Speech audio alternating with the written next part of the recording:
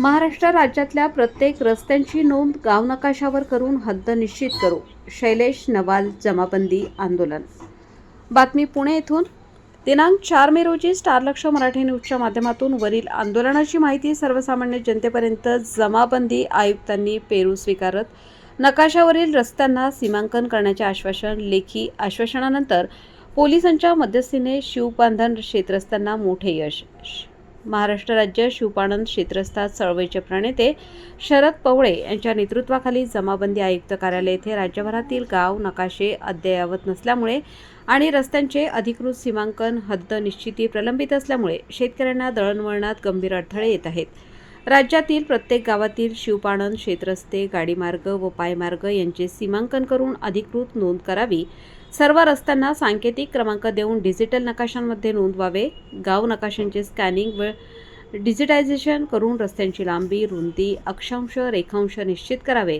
रस्त्यांच्या सीमांवर कायमस्वरूपी सीमाचिन्हे बसवावीत. या मागण्यांसाठी आंदोलन जमाबंदी आयुक्त कार्यालयावर करण्यास सुरुवात केली आहे.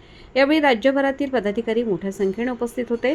जमाबंदी आयुक्त कार्यालयावर शेत तिथे रस्ता, गाव तिथे समृद्धीची घोषणाबाजी सुरू करत पेरू वाटप आंदोलनाला सुरुवात करताच बंड गार्डन पोलिसांनी चळवळीच्या पदाधिकाऱ्यांशी सोबत चर्चा करत जमाबंदी आयुक्त शैलेश नवाल यांच्याशी बैठक लावण्याचे आश्वासन दिले.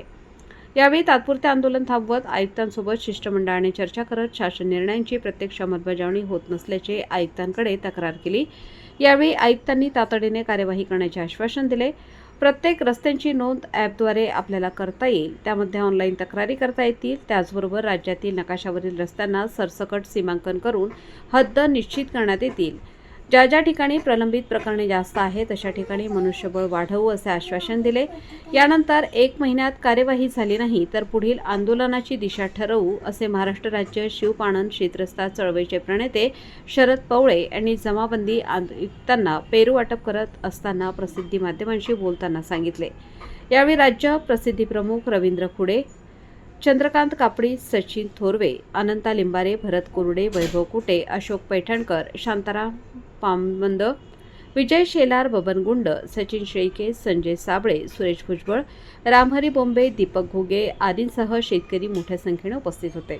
वृत्तसंकलन समाधान केदारे, कार्यकारी संपादक देवळा.